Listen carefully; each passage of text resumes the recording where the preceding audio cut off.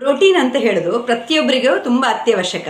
ನಾನ್ ವೆಜಿಟೇರಿಯನ್ನವರಿಗೆ ಸಾಧಾರಣವಾಗಿ ಪ್ರೋಟೀನ್ ಸಿಗ್ತದೆ, ಡೆಫಿಷಿಯನ್ಸಿ ಆಗೋದಿಲ್ಲ. ವೆಜಿಟೇರಿಯನ್ನವರಿಗೆ ಸಾಧಾರಣ ಪ್ರೋಟೀನ್ ಡೆಫಿಷಿಯನ್ಸಿ ಇರ್ತದೆ.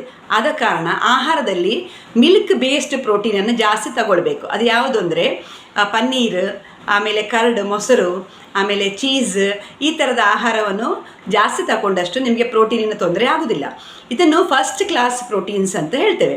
ಇನ್ನು ಸೆಕೆಂಡ್ ಕ್ಲಾಸ್ ಪ್ರೋಟೀನ್ಸ್ ಅಂತ ಹೇಳಿದರೆ ಲೀವ್ಸ್, ಮೆಂತ್ಯ ಸೊಪ್ಪು, ಹರಿವೆ ಸೊಪ್ಪು, ಬಸಳೆ ಸೊಪ್ಪು, ಆಮೇಲೆ ರಾಜ್ಮಾ, ಚೋಲೆ, ಸಾಧಾರಣ ದಾಲ್ಗಳು, ಕಡಲೆ, ಇದೆಲ್ಲ ಸೆಕೆಂಡ್ ಕ್ಲಾಸ್ ಪ್ರೋಟೀನಲ್ಲಿ ಬರ್ತದೆ.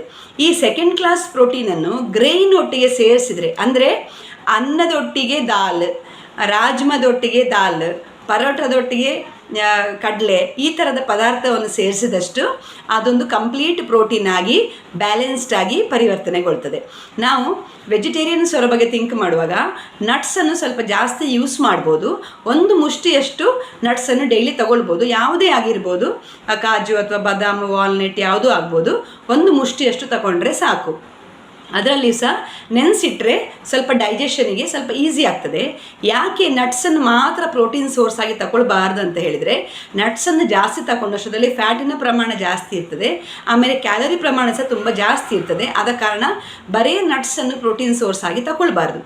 ಆಮೇಲೆ ಈ ಸೆಕೆಂಡ್ ಕ್ಲಾಸ್ ಪ್ರೋಟೀನ್ಸಲ್ಲಿ ಈಗ ನಾವು ಸಾಮಾನ್ಯವಾಗಿ ಯೂಸ್ ಮಾಡುವ ಇಡ್ಲಿ ಸಾಂಬಾರು, ಅದು ಸಹ ಒಳ್ಳೆ ಕಾಂಬಿನೇಷನ್. ಅದು ಯಾಕೆ ಅಂತಂದರೆ ಅದರಲ್ಲಿ ರೈಸ್ ಇರ್ತದೆ, ಉರದ್ ದಾಲ್ ಇರ್ತದೆ, ಮತ್ತು ತೊಗರಿಬೇಳೆ ಇರ್ತದೆ. ಇದೆಲ್ಲ ಸೇರುವಾಗ ಅದೊಂದು ಕಂಪ್ಲೀಟ್ ಪ್ರೋಟೀನ್ ಆಗಿ ಪರಿವರ್ತನೆಗೊಳ್ತದೆ.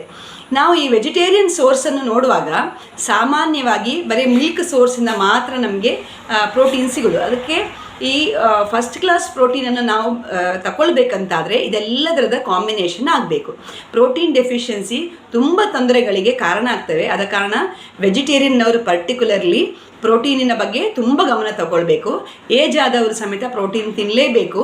ನೀವು ಸ್ಪ್ರೌಟ್ ಮಾಡಿ ತಿಂದರೆ, ಅಂದರೆ ಮೊಳಕೆ ಬರೆಸಿ ತಿಂದರೆ ಅದಕ್ಕೆ ಇನ್ನೂ ಸ್ವಲ್ಪ ಡೈಜೆಷನ್ನಿಗೆ ಹೆಲ್ಪ್ ಆಗ್ತದೆ. ಆಮೇಲೆ ನಿಮಗೆ ತುಂಬ ಲಾಭ ಸಹ ಆಗ್ತದೆ. ಆದ ಕಾರಣ ಪ್ರತಿಯೊಬ್ಬರೂ ಪ್ರೋಟೀನ್ ತಿನ್ನಲೇಬೇಕು, ಎಲ್ಲ ಸಮಯದಲ್ಲೂ ತಿನ್ನಲೇಬೇಕು.